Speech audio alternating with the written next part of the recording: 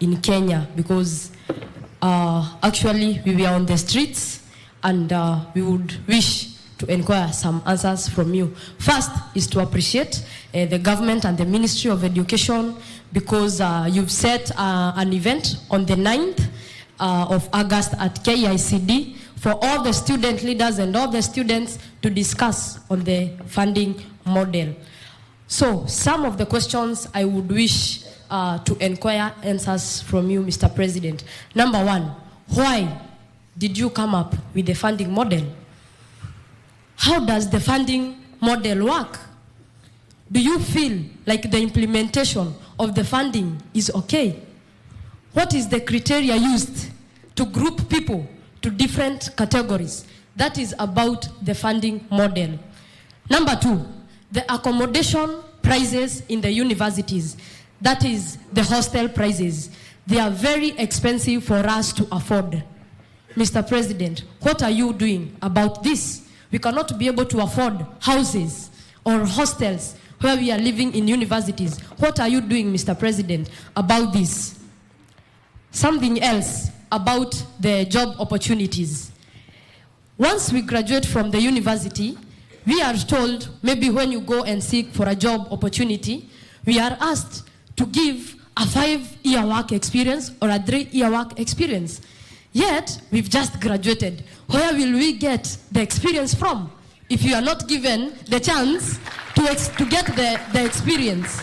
So, Mr. President, how can you help us on that? Lastly, Mr. President, what are you doing to re-engineer the National Youth Council? Thank you very much. Hi, Africans. I want you to listen to what Socrates said about young people during his time. The children now love luxury. They have bad manners. They have contempt for authority. They show disrespect for elders, and they love chatter in place of exercise. Children are now tyrants, not the servants of their household. They no longer rise when the elders enter the room. This is something that is common with African families. Whenever an elder enters the room, you have to stand up, greet them, you have to sit. That is respect, and respect is not slavery. There's a Swahili proverb which says, heshima sio utumwa. Heshima is respect, utumwa is slavery. So respect is not slavery. And this is what I want to tell you right now. It might be true what Aristotle is saying, but we cannot say that every youth is disrespectful to their parents. We can't say that. It's not only parents, it's the elders that Aristotle was referring to. Do you think we have necessary evil? Do you think evil is necessary sometimes? The end justifies the means. And that is related to the situations of Africans today and the young people of today. We understand one thing. African youths have demonstrated all across the continent of Africa.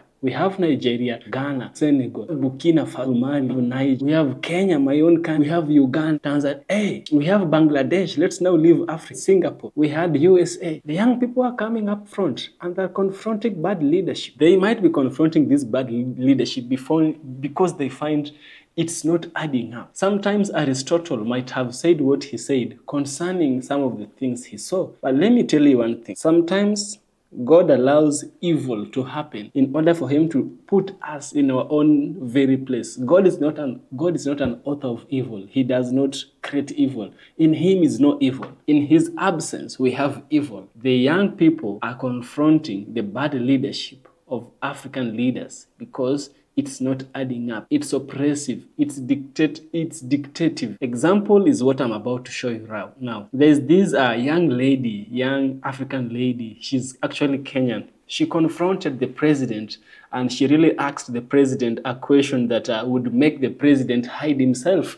If the president was alone, the president would have just run away and hid himself. Why would a 50-year-old man, 50 years plus man, run away from a 20-year-old young girl who is harmless? You're about to find out. And this is the story of this young girl and the president. Okay. There is a lady there in uniform, some very nice uniform.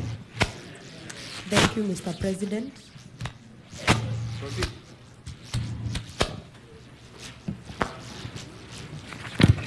Thank you, Mr. President. My name is Lucy Wamaida Machugu.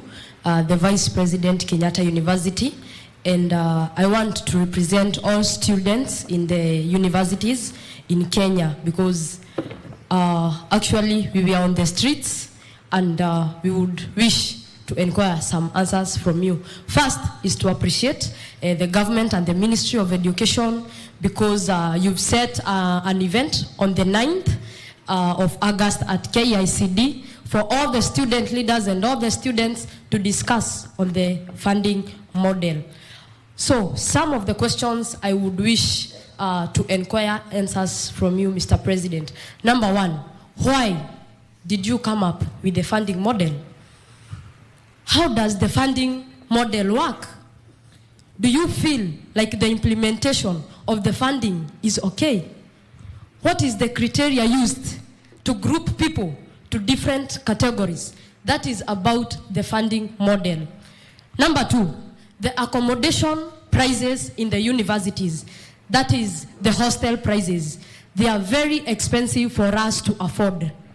Mr. President, what are you doing about this? We cannot be able to afford houses or hostels where we are living in universities. What are you doing, Mr. President, about this?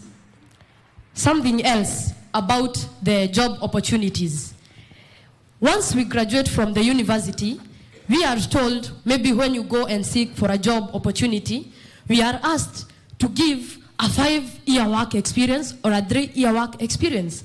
Yet, we've just graduated. Where will we get the experience from if you are not given the chance to get the experience?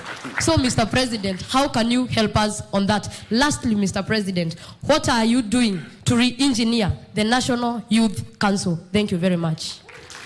Thank you very much, Lucy. And by the way, you are very smart. Now, let me say, you've asked me two fundamental questions. The new universities funding model, why? Very important question, why? When I came into office, the universities were struggling. They had a 60 billion shilling debt. Many universities were paying their lecturers half the price, half the salary. It was near a crisis. And many vice chancellors agree with me. So it became necessary. And you know, I have a history. Once upon a time, I was Minister for Higher Education. So I understand that space pretty well. And when I came into office then as Minister for Higher Education, I am the one who developed and created the space around our TVETs because there was a missing gap in our education system. I'm very proud that today our TVETs are a big portion of our higher education learning infrastructure. Let me go back to the funding model. The funding model, by the way, affects both our university students and also affects our TVET students. So what did I do? I did three things. Number one, we made a commitment as government that we are going to give every student 80% scholarship and loan. But because we could not afford, especially because the number of students, when we made that commitment, it was like 15 years ago. But you know, as the numbers increased in the university, it became difficult for us to meet that commitment. And so what ended up happening was that while we committed to pay 80%, we ended up paying 50%, some cases 45%. So what happened? There was a huge funding gap in our universities, a huge funding gap in our universities. And our universities were struggling. They couldn't pay for services, they couldn't pay lecturers, they couldn't run their programs, and we ended up with affecting the quality of education in our universities. You couldn't attend as many labs as was required. You couldn't attend as many practicals as you required. We ended up compromising on our education. So what did I do? I said, we need to be honest with ourselves. And we said, there are parents like William Ruto who can afford. Why would William Ruto be given 80%? Why would the child of William Ruto be given 80% scholarship? The same as a child of Mama Mboga. What happens is that both our children end up suffering. So we changed the model. We said, since there is a means testing instrument that has been used for 20 years to assess every student on the basis of the information they supply, and it has worked in Kenya for 20 years. Let us use that means testing instrument that is available at the Higher Education Loans Board to assess every student. And we changed the model so that children from vulnerable families, children from parents who are less endowed, we move them from getting 80% to getting 95%. And children from parents like myself, we move them from getting 80%, we move them to 60%, because we can afford, right? So we had 5 categories. We changed it into 5 categories. And you know what, Lucy? Because of the change in that model, we also said that scholarship is going to be available on application. Because, you know, the old model, every student, without even applying, they were given scholarship. But there are parents who do not need it. And for your information, 20% of students last year did not apply for scholarship. They went and their parents paid because they didn't need it. What has happened? Of that 20% of the students, we now have more money to pay for children from vulnerable families.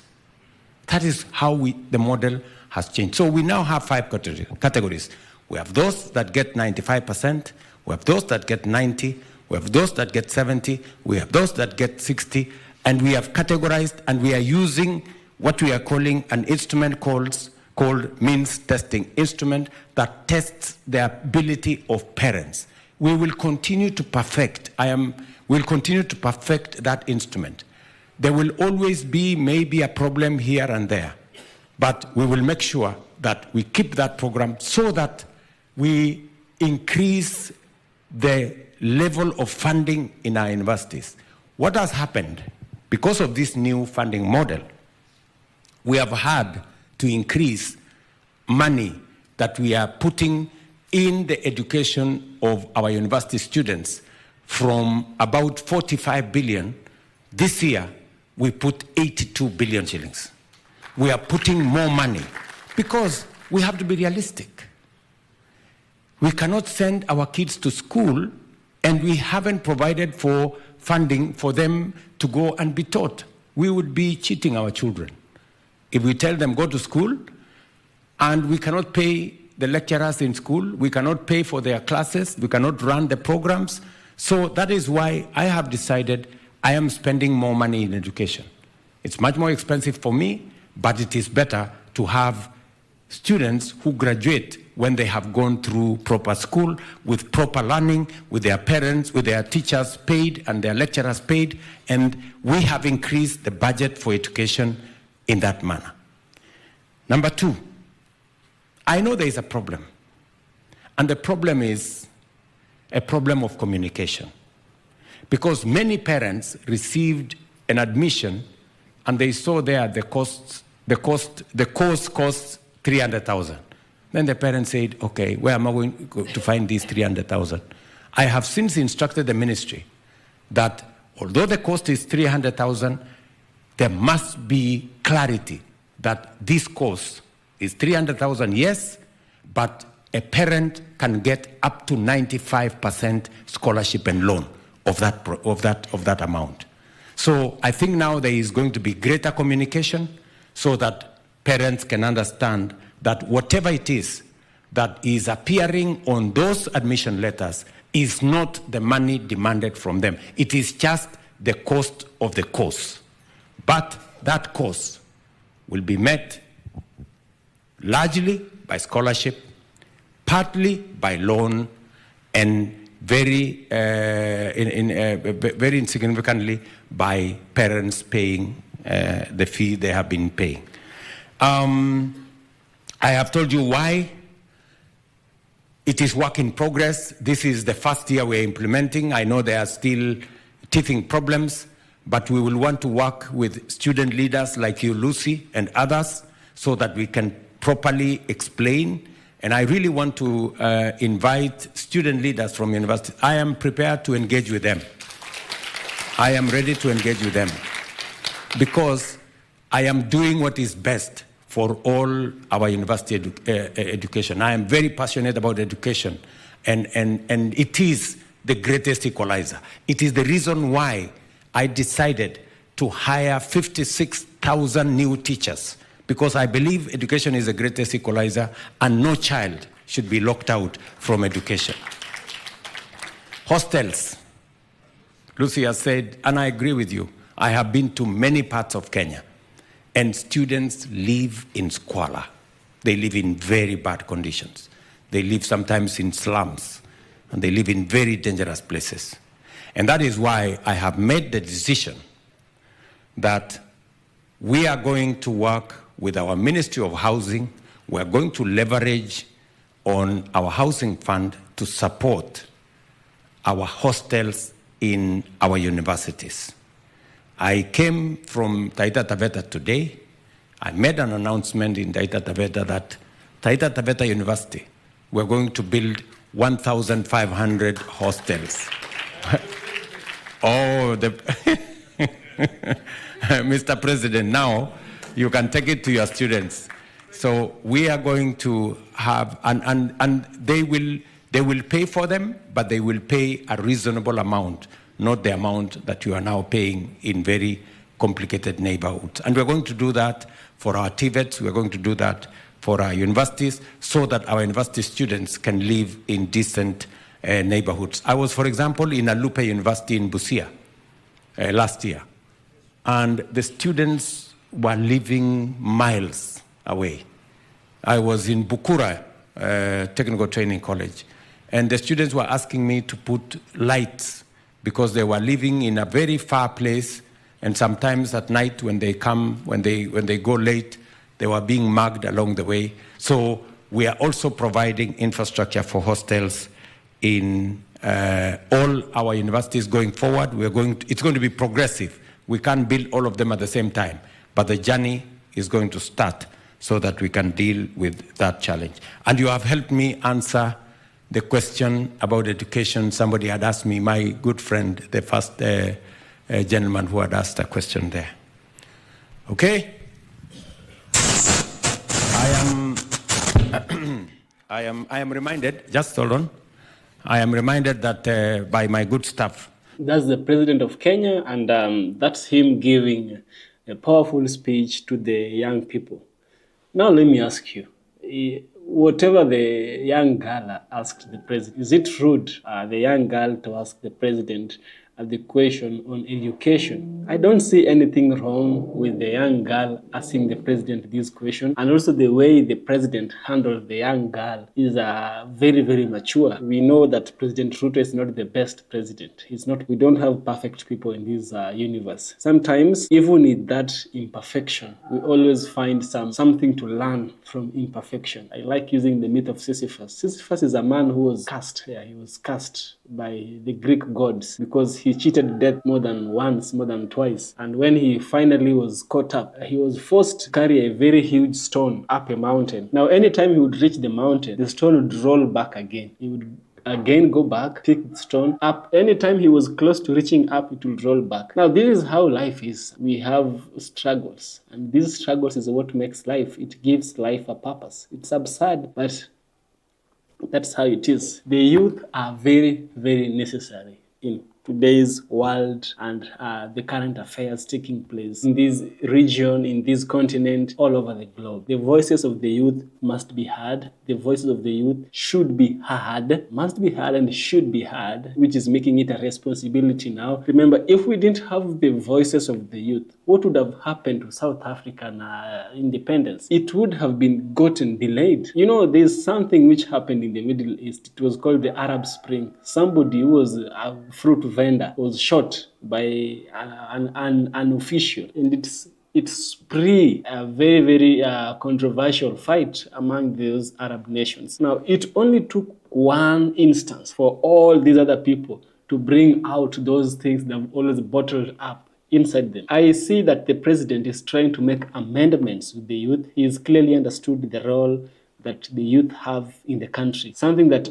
I would have loved to correct Socrates, that it's not everyone who is this and that. It's not that if you question a parent, it means that you are some kind of rude. Yeah, it means that you are some kind of, vigilante. No. Sometimes you need to stand up for what's yours, because sometimes what's yours is not given. It's you who takes. You take what's yours, not someone else's. What's yours. And the voices of the youths are very, very important.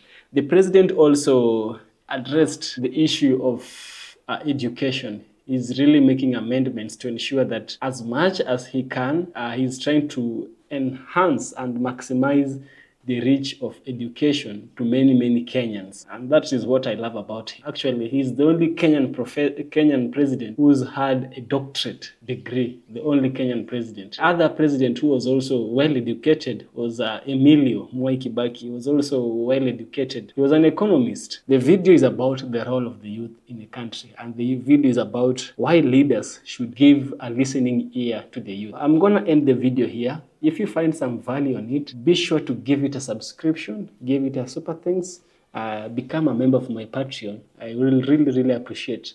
It is through your Patreon and membership, and Patreon mostly, I was able to get these equipments to bring you quality content all over.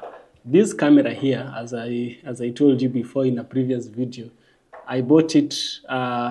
It's quite expensive, but as I bought it because of its ability to perform the task I wanted it to perform. You understand, I will be doing some interviews, interviewing Black Americans, interviewing Black people about their experience in Africa. And so I needed something that is a setup for an interview. The camera, which is right now recording, and this one here, which is charging, it is charging.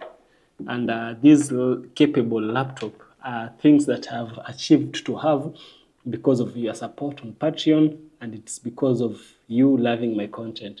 So don't give up right now. We are close to there. Give me a super thanks. Give me Patreon membership. Just give something like whatever you want. We have free members as well. Free members, I don't get nothing from free members. It's just that you are just there, but I really don't get nothing.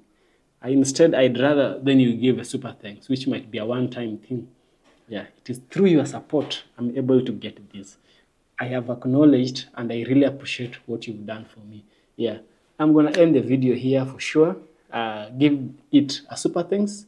Patreon, please subscribe, like, and share this video with your friends and family. See you in the next one. Thank you.